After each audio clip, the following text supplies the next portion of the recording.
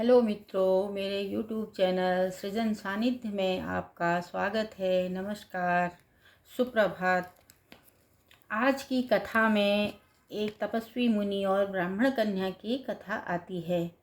तो ब्राह्मण कन्या से मुनि ने क्या कहा यह आपको सुनाते हैं। सूत जी ने कहा, इस प्रकार नारद जी के वचन सुनकर श्री नारायण जी ने बताया कि दुर्वासा ऋषि के वे गुप्त वचन सर्वलोक हितकारी हैं। श्री नारायण जी ने वे वचन नारद जी को सुनाते हुए कहा कि कृपालु मेधावी ऋषि ने ब्राह्मण पुत्री के दुख निवारणार्थ जो कहा वह इस प्रकार है।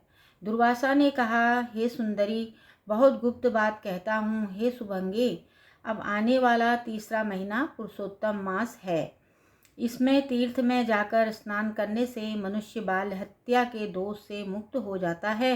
हे सुंदरी, इससे अधिक कार्तिक आदि महीने भी नहीं हैं। सब महीने, पक्ष और पर्व आदि पुरुषोत्तम मास के 16वीं कला के समान भी नहीं है। वेद शास्त्र के समस्त साधन इस मास के 16वीं कला से भी समानता नहीं रख कर सकते हैं। गंगा के 12,000 वर्ष तथा गोदावरी के एक समय के स्नान तथा सिंह के बृहस्पति में एक बार स्नान करने से जो फल प्राप्त होता है, वही फल, हे सुंदरी, किसी भी स्थान पर एक बार स्नान करने से इस माह में प्राप्त हो जाता है। इसमें दान जपादि करने से मनोकामना पूर्ण होती है। इसलिए श्री कृष्ण के प्रिय इस मास को तुम भी सेवन करके मनोकामना पूर्ण करो।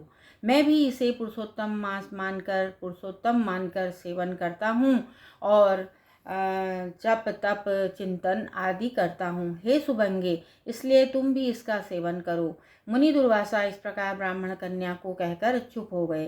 श्री कृष्ण बोले। दुर्वासा के वचन सुनकर वह कन्या क्रोधित होकर कहने लगी, हे ब्राह्मण, आपके वचन मुझे पसंद नहीं हैं। माघ, कार्तिक एवं वैशाख मास सेवन करने पर क्या इससे कम फल देने वाले हैं? शिव, पृथ्वी, सूर्य, अंबिका एवं गणपति की सेवा पूजा क्या इससे कम फलीभूत है? व्यतिपात आदि योगों को आप छोड़कर इस मास की प्रशंसा क्यों करते हैं? यह मास तो सब कर्मों में निंदित मलमास है। आपको लज्जा आनी चाहिए। सूर्य की संक्रांति इसमें होने से इसे आप श्रेष्ठ कैसे कह सकते हैं?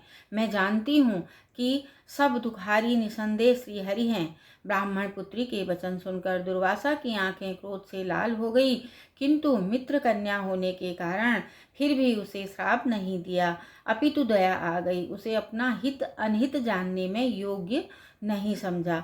पुरुषोत्तम मास की महिमा बड़े बड़े विद्वान नहीं समझ सकते हैं, तब मूर्ख बुद्धि पुरुष स्त्रियां हम और आप कहाँ जान सकते हैं? यह बाला पितृहीन कुमारी है, दुख के कारण तप रही है, मेरा शाप कैसे सह सकेगी? इस प्रकार विचार कर क्रोध दूर करके मुनि दुर्वासा बोले, तू मेरे मित्र की बेटी है, इसलिए मैं तुझ पर क्रोध नहीं कर रहा हूँ। तुम जैसा चाहो वैसा करो, और मैं जो तुम्हारा भविष्य कहता हूँ वह सुनो। तुमने पुरुषोत्तम मास का निरादर किया है, उसका दंड इस जन्म में अथवा दूसरे जन्म में अवश्य प्राप्त होगा, और मैं बद्रिकाश्रम को जा रहा हूँ। इस तरह कन्या से यह बात कहकर दुर्वासा ऋषि चले गए। ओम नमो भगवते वासुदेवाय नमः।